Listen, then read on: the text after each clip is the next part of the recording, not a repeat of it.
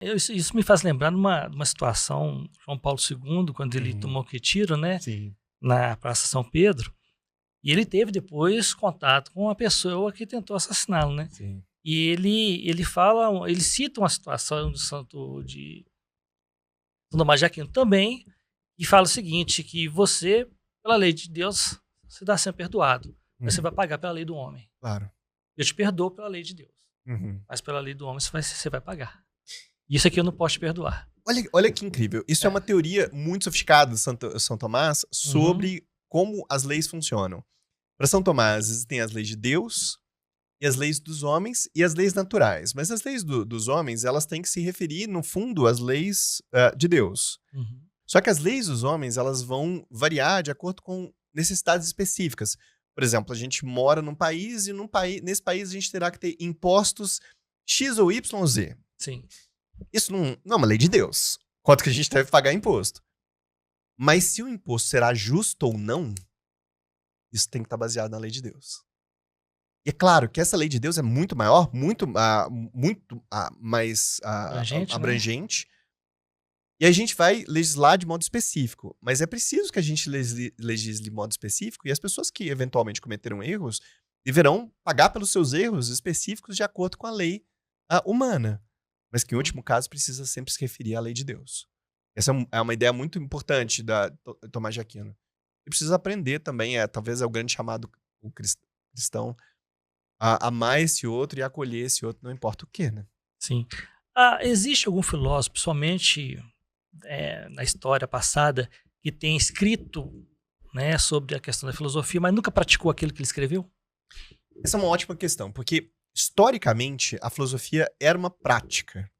Então você pensa, por exemplo, talvez os casos mais famosos são os filósofos da antiguidade clássica, Sócrates, Platão, Aristóteles, os epicuristas, os estoicos, todas as primeiras escolas filosóficas, a vivência deles era a filosofia.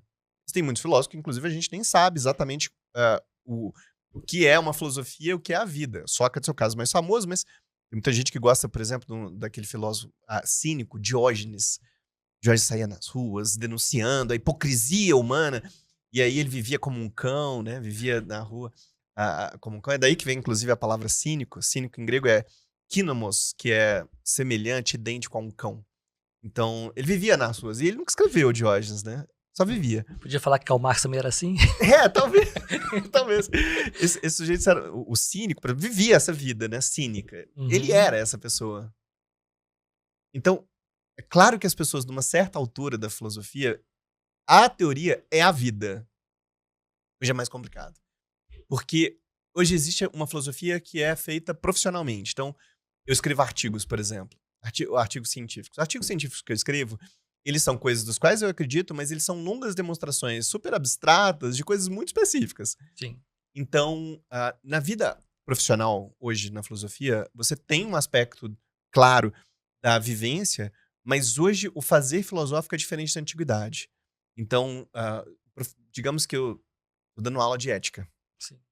E aí eu dei uma aula sobre Immanuel Kant. Devemos obedecer os princípios da razão em absoluto. E aí eu venho aqui no podcast. Aí na hora que eu tô indo embora do podcast, eu falo, vamos atravessar a rua ali, vamos tomar um coca ali ali. Vamos lá. Eu vou atravessar a rua, eu atravesso fora da faixa. Mas peraí, eu tinha acabado de falar o princípio kantiano. E o princípio kantiano diz que a ação deve ser feita de modo universal. O que eu faço, eu devo fazer como lei. Então, se eu faço, eu devo dizer que qualquer pessoa deveria fazer o mesmo. Se eu atravessei fora da faixa, eu tô dizendo que todas as pessoas devem... Podem atravessar fora da faixa. Isso. Aí você olha pra mim e fala, Bruno, mas você não acabou de dar aula disso, como é que você atravessou fora da faixa? Há uma discussão importante em filosofia hoje, que é o quanto da filosofia é a vida da pessoa e o quanto da filosofia é uma disciplina teórica. Tal quando um professor de português comete um erro de gramática qualquer, a gente brinca lá, você não é professor de português? Olha lá. Mas... Isso acontece. Mas aí ele fala, não, mas é a vida normal, a gente tá vivendo. E é como na filosofia. Agora, eu acredito que essa separação da vida da filosofia da teoria ela é alguma coisa que aconteceu historicamente quando a filosofia passou a ser uma atividade universitária e não Uhum. mais a vida das pessoas. Vamos pensar no seguinte, na questão histórica, né? É, os filósofos, antes das universidades, das faculdades, Tales de Mileto, por exemplo, Sim. né? Como é que ele desenvolveu a filosofia? Como é que ele falou assim, opa, isso aqui é filosofia? Excelente, ó. Vamos amarrar uma coisa com a outra. No começo eu falei das questões fundamentais, né? Sim, aham. O Tales era um homem que tinha questões muito fundamentais. Então, ele conhecia, por exemplo, o que é a gente hoje tem uma forte evidência que os gregos já conheciam a geometria egípcia. Existem papiros, o papiro de Hind, por exemplo, é anterior ao Tales. Então é provável que ele já conhecia os gregos, ou pelo menos alguma coisa disso deve ter chegado à Grécia. Nós estamos falando de uma divisão muito curta, né, no mar De Mediterrâneo, tempo, é. com contato ali relativamente simples. Naquela época, com a Grécia fazendo comércio com esse povo, com as povoações que estão ao redor. Então é provável que eles tenham contato com os egípcios, com aquela cultura. Então, já havia, por exemplo, conhecimento da astronomia babilônica, por exemplo. Que ele já sabia essas coisas. Mas quando chega na Grécia, o que o Tales faz de diferente é que, enquanto os egípcios ou os babilônicos faziam o que eles faziam, o Tales fez uma coisa que a gente começou, no começo da conversa, a fazer. Ele começa a perguntar, tudo bem, esse é o triângulo. Por que é desse jeito? Por que ele tem que ser desse jeito? E aí a pergunta do Tales é uma pergunta que ela vai tentar encontrar qual é o fundamento do teorema. E aí ele apresenta esse teorema pra gente. A primeira grande explicação da origem do universo, que ela é um pouco mitológica e é um pouco racional nesse primeiro momento, Uhum. a discussão já havia na teologia. Todas as grandes religiões têm explicações cosmológicas, né? Da origem do universo, de por que o universo é assim e por que é assado. Inclusive aqui em Belo Horizonte, eu sempre comento isso, na Praça da Liberdade tem um museu Tem. de Uhum. ciências, inclusive, da UFMG. Logo no primeiro andar, salvo engano, tem um pedaço dele que é das explicações cosmogônicas. Inclusive foi curado o museu logo a primeira vez. Muito bacana, vale a pena visitar. Não, é espetacular. Eu adoro levar meu filho lá. Inclusive, esse ano eu queria levar ele lá de novo. Nesse museu, tem as explicações curado, inclusive, por uma professora da UFMG da filosofia, que é a Patrícia Kawark. E aí, pelo menos, a abertura do museu. Todas as religiões têm essa pergunta. E o Tales também tinha essa pergunta. De onde o universo veio? Por que é assim? Por que não é? E o que o Tales faz, diferente de todo mundo que tinha feito antes, é perguntar assim, será que eu posso explicar isso com um princípio fundamental? Para, nós temos essas perguntas na gente. Já existia matemática, já existia as explicações religiosas, astronômicas. A pergunta do Tales é, será que eu posso ter um princípio que me ajude a entender isso? Por exemplo, esse movimento é o que leva para frente, mas em todas as áreas do conhecimento. É isso que faz com que um engenheiro pense, por exemplo, a gente brinca, né, de onde que veio a roda, isso, a primeira grande invenção. Bom, círculos sempre existiram, a gente sempre soube fazer. O difícil não é fazer roda. O difícil é colocar um eixo, ligar duas rodas e fazer isso colocar num carrinho e o carrinho para frente. Isso é uma questão muito fundamental que alguém faz. Como que eu coloco duas rodas juntas, um eixo e faço isso para frente? Essas perguntas muito fundamentais, elas são que moveram o Tales a fazer o que fez, ao que o colega dele logo na frente, o Pitágoras, também fez a mesma coisa. Mas nesse momento, na filosofia, há um pouco de uma mistura, Eu me né? perdi um pouquinho no tempo. É antes de Cristo ou depois de Cristo? Isso é antes de Cristo. Antes de Cristo, né? A gente está pensando o Tales em Ele 623 está pensando numa resposta antes de Cristo. Antes de Cristo.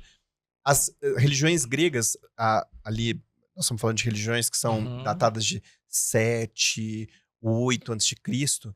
As explicações famosas dos gregos, nós estamos falando de Atenas, Zeus, Cronos.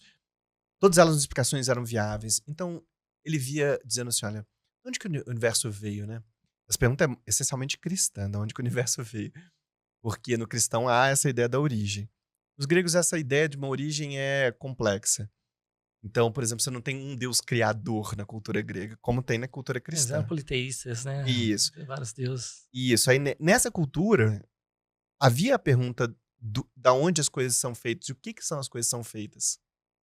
E aí, quando o Tales começa a se perguntar, isso aí, século VII a.C., ele pergunta, puxa, eu acho que ele, inclusive a primeira explicação é a água. Os gregos são um povo marítimo, então no Mediterrâneo, ele diz a água, tudo veio da água. Então, foi a primeira tentativa de explicar ali, século VII a.C., no meio de culturas religiosas, profundamente religiosas, com literatura ali presente, ele fez essa pergunta fundamental. Será que existe um princípio que una todas as coisas do universo numa só? Aí você olha para isso e fala, poxa, água? Claro que o universo não veio da água. Mas foi a primeira vez na história da humanidade que alguém tentou explicar. Quando alguém viu a roda, foi a primeira vez que alguém tentou dizer, eu quero explicar por que é desse jeito. Por que tem que ser desse formato, né? Isso, por que ele tem que ser deformado? Por que eu tenho que colocar desse jeito e tem que colocar um eixo no meio? Por que tem que ser desse jeito? E aí, quando a gente começa a fazer essas coisas, perguntas muito fundamentais, é aí que a filosofia nasce, né? Um pouco numa ânsia existencial. E por que esse nome filosofia? Inclusive, olha que legal. Eu vou amarrar de novo com uma coisa que a gente tá acabando de conversar, porque o primeiro indício da palavra filosofia veio no Pitágoras. Depois usado também pelo Platão, que é profundamente inspirado pelo Pitágoras. A palavra filosofia é uma palavra dupla em grego, que é philos e sofia. Philos é amigo ou amante. Sofia é sabedoria. Então é amigo da sabedoria. Eu sempre falo isso em aula, né? Amigo da sabedoria, o que significa isso, né? Mas a gente tem que pensar o seguinte, vamos pegar a palavra amigo e pegar a palavra amante. Você separa essas duas coisas hoje. Tem os seus amigos e tem a pessoa que você ama. Quase sempre a gente pensa amor no sentido erótico, do corpo. Mas amor é mais amplo do que isso. Sim. Se você tem amigos de verdade, você ama essas pessoas. Eu tenho poucos amigos dos quais eu posso, mas alguns poucos que eu posso dizer, eu os amo. O que é amar um amigo? É entender que ele é um igual. É entender que ele não é seu. Quando você ama uma pessoa, a minha esposa está aqui, inclusive, a Anice, quando você ama uma pessoa, eu amo meu filho, minha mãe. Quando eu amo uma pessoa, eu tenho que entender que essa pessoa que eu amo, ela não é minha.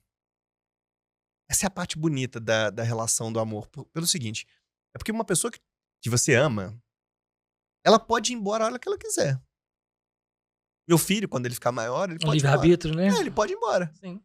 A hora que ele quiser. E vai, né? E vai. E vai. Mas todas as vezes que ele volta, foi ele que escolheu voltar. Quando você ama uma pessoa e vive com essa pessoa, se ela tá com você, se eu mantenho amizade com meus amigos mesmo à distância, cada amigo meu hoje tá num lugar, eu gosto dessas pessoas e elas vão voltar, essas poucas, mas sempre vão estar junto comigo, não porque eu preciso delas pra alguma coisa, mas porque elas querem voltar. Mas eu preciso entender que ela não é minha. Meu amigo não é meu. Meu filho não é, inclusive pra quem é pai como eu, é uma tarefa difícil entender que o seu filho não é seu. Ele não é propriedade. É do mundo, né? Ele é parte da realidade, ele é parte de tudo. Ele não é meu filho. Embora seja meu filho, mas ele não é meu, não é propriedade. Mas é gostoso pensar assim, né? Mas meu filho, né? Meu filho.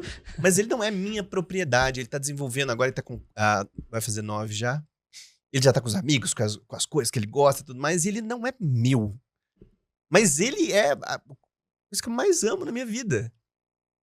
E parte da experiência do amor é entender que você ama profundamente aquela pessoa, mas ela não é sua. E entender que esse movimento é parte da construção de cada um de nós. Os filósofos olharam para isso e pensaram o seguinte: sabe que é a mesma coisa com a sabedoria? Porque olha só, sabedoria, o Pitágoras, né, o Platão dizia, não é minha, é dos deuses. Deuses sabem. Mas eu quero ter a sabedoria perto de mim. E aí eu vou amarrar com uma coisa que eu estava dizendo logo no início, que era o seguinte: no fundo, a gente não tem sabedoria. A gente quer sabedoria, mas a gente não tem sabedoria. Filosofia é querer ter. Quando você deita na sua cama sozinho, só você, e não tem que dar satisfação pra ninguém, como eu tava dizendo, é nesse momento que a gente vai perguntar aquelas coisas mais fundamentais. Será que eu sei mesmo o que eu quero? Eu tava vendo agora os meninos que fizeram junto comigo o SISU pra entrar agora na universidade. A pergunta mais fundamental que todos eles fazem é: É isso mesmo que eu quero mesmo? É isso? Esse é o caminho da minha vida? Muitos ainda não sabem, né? E, na verdade, mesmo aqueles que dizem que sabem, Sabe? não sabem. No final das contas, a gente não sabe. Você Não acha era isso que eu queria. quando eu entrei na filosofia, eu não achei que era isso. E a vida vai construindo.